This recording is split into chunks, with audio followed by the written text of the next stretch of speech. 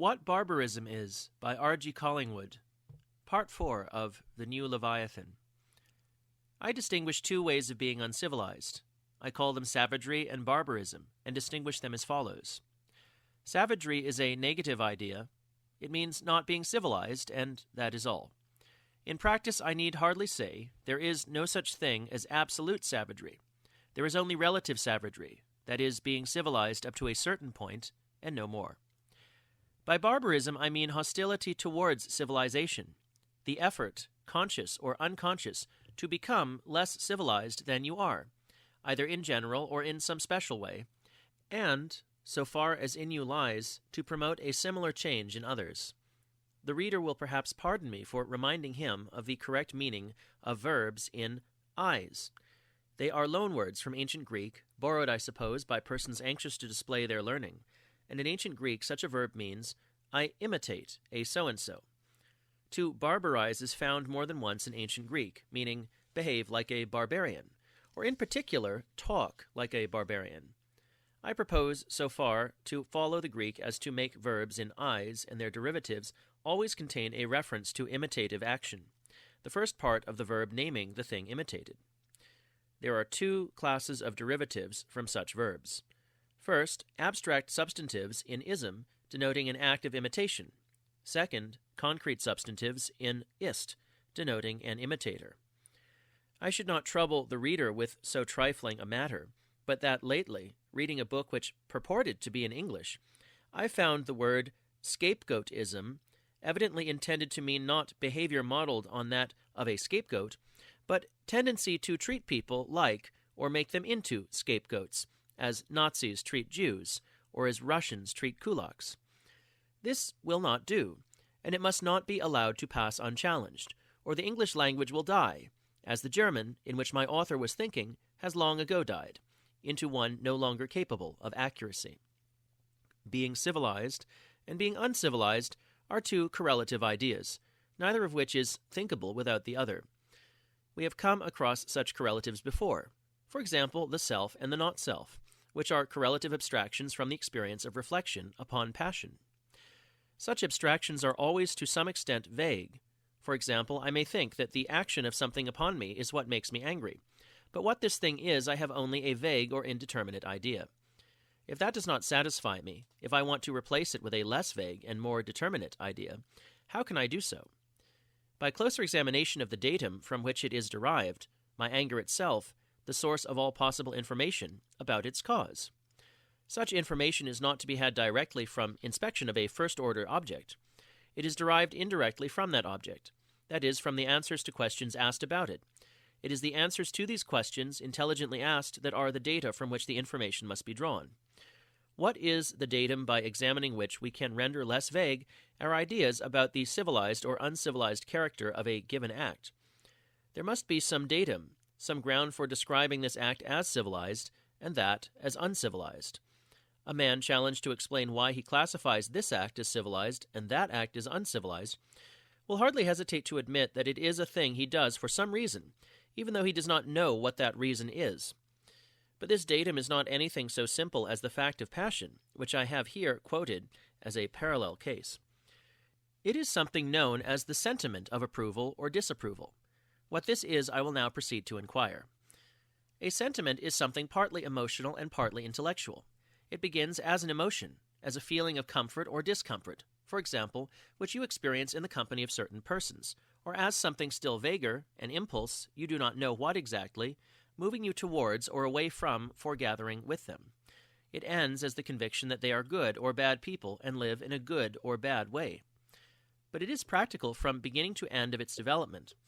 It begins in an emotional form as an impulse moving you in this direction or in that. It ends with what may be called a rationalization of the same emotional impulse, viz., a reasoned case for going deliberately in this direction or in that.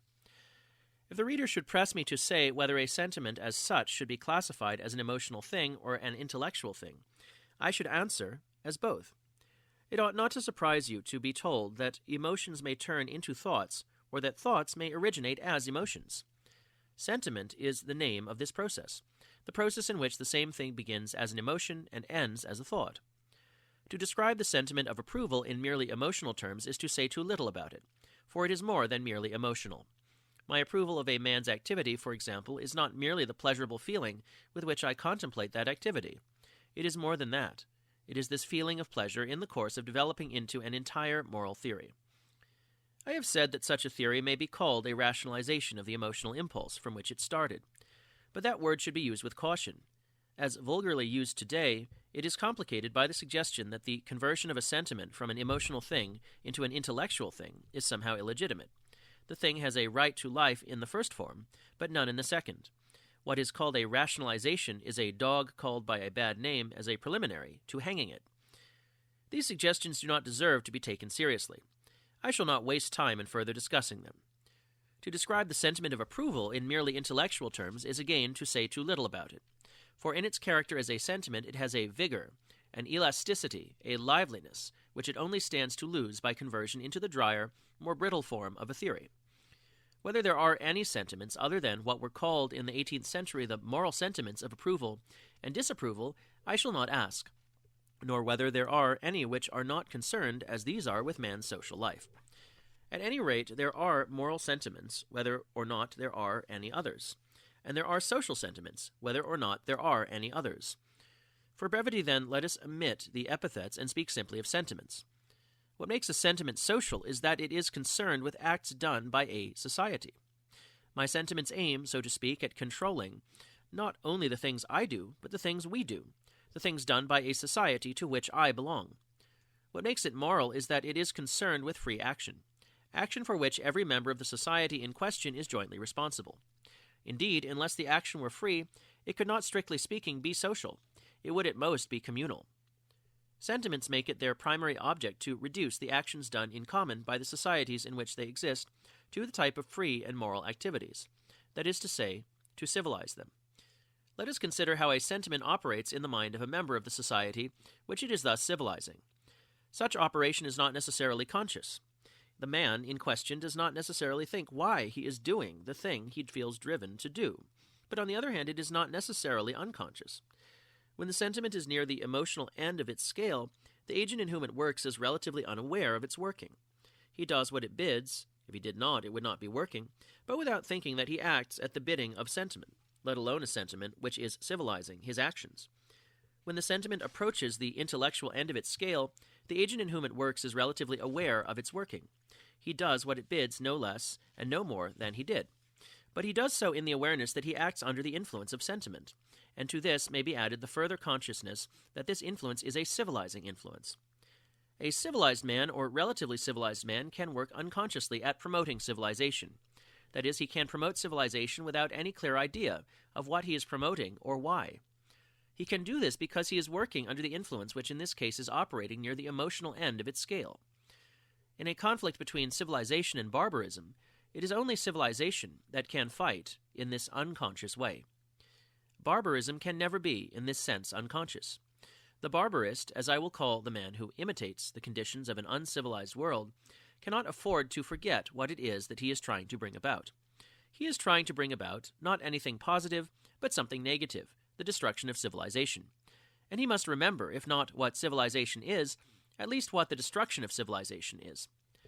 Concentrating his mind on this question, as he must do, the barbarist feels himself to be, in one sense at least, the intellectual superior of his enemy, and prides himself upon it. For if he knows what the destruction of civilization is, he knows what civilization is. But his enemy does not have to worry about that question. On that subject, his mind is relaxed and effortless, insofar as the work he does for the cause of civilization is left to the operation of sentiment at the emotional end of its scale. A community fighting against civilization must work very hard, not only at fighting, but at thinking what they are fighting against. Their intellectual labor is in fact futile, for the promotion of civilization does not require that it should be done, and, as we shall see, the destruction of civilization cannot be done by its means. It does not even give the barbarist an advantage in his warfare against civilization, though it seems to do so. It means that the barbarist has all his ideas cut and dried and his answer ready for any challenge. But this is a very dangerous position, and a belligerent who takes pains to put himself in it is doing a more foolish thing than merely wasting his labor. He is cutting his own throat. He is giving away the initiative, and this is a loss no belligerent can afford. It is no compensation for losing the initiative to be ready with an answer to every problem with which the enemy may confront you. It means always being one jump behind him. Where the barbarist scores is at the beginning of his career. His plans have been matured in a peaceful world. When they begin to yield him a harvest, it is from his enemy's point of view too late.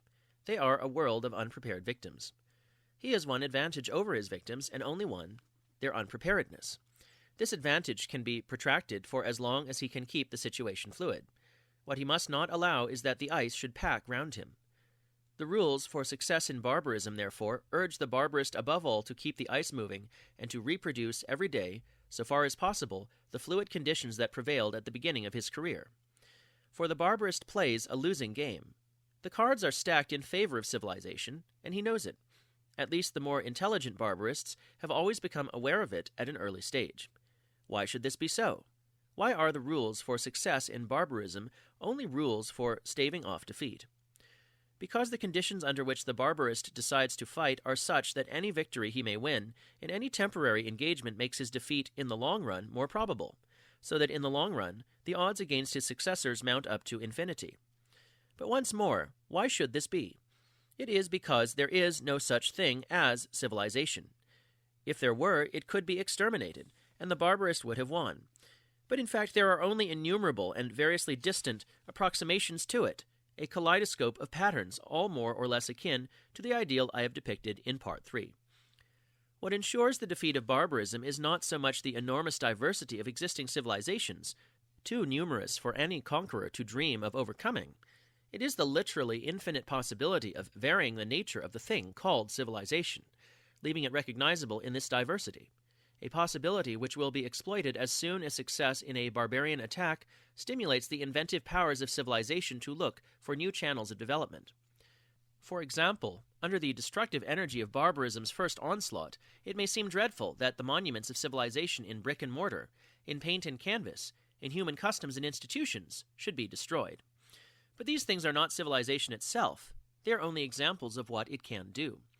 What made them once can make them again. Their destruction is a challenge to such remaking. It can be an ineffective challenge only if the creative power is already dead. It may seem dreadful if the same fate has overcome the means of subsistence for a whole countryside. But few countries, if any, and perhaps no civilized countries, are fertile by nature. It is civilization that has made them fertile in the past, and civilization, working by degrees, as civilization always works, can make them fertile again. The defeat of barbarism, I say, is always certain in the long run. Under what conditions is the defeat of barbarism assured? What is the meaning of the phrase, in the long run? It means that there must always be partisans of civilization who are ready to go on defending it, whatever happens, until its cause is victorious. This condition is at any rate likelier to be fulfilled than the opposite, namely that there should continue to be partisans and harmonious partisans of barbarism, an alternative hardly possible of fulfillment. For barbarism implies not only a quarrel between any barbarist and any civilized man, it also implies a quarrel between any one barbarist and any other, and that any state of harmony between them is merely this quarrel suspended. Quarrels, pushed to the point of war, are normal as between one barbarism and another. But between a barbarism and a civilization they are exceptional, because peace is a fundamental object of any civilization. Any two belligerents who agree in regarding warfare, whether overt or suspended, as the normal condition of bodies politic, are more nearly in agreement than any two belligerents, one of which regards war as the normal condition of bodies politic, the other peace. Where, as in the latter case, the war is between a civilized body politic and a barbarous, it is like a war between parties each inhabiting an element of its own.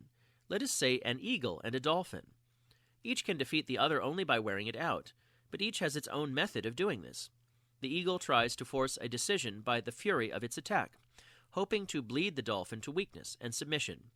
The dolphin cannot attack the eagle directly because it cannot fly, but it does not want to. It is the eagle, not the dolphin, that wants to fight. How is this consistent with saying that the barbarist has surrendered the initiative? Both statements are true. The two together constitute a criticism of war as waged by the barbarist. In a military sense, he thinks of himself as armed and equipped for aggression, and is proud of it. But in a psychological sense, he thinks of himself as a peaceful, domestically minded eagle, protecting himself against a sea of bloodthirsty dolphins, and prides himself on that too. This is not hypocrisy. He really does think of himself in both ways, inconsistent though they are. If he did not, he might have, if not a chance of winning, at any rate a chance of coming to terms with his notoriously peaceful antagonist. It is the eagle's persecution mania that drives him into prosecuting a hopeless war. The war might be brought to an end at any moment, but this it cannot be as long as that persecution mania dictates the eagle's policy. The dolphin tries to turn the eagle's onslaughts to the eagle's own destruction. If that can be done, and history has many cases, the dolphin's victory has about it a dreamlike quality of rapidity and unexpectedness. A moment ago the eagle was at the height of a prosperous attack. Now it is inert, drowned, dead, a corpse at the bottom of the sea. Round such events legends grow. It is time we turn to the history of the various barbarisms which have from time to time pitted themselves against European civilization.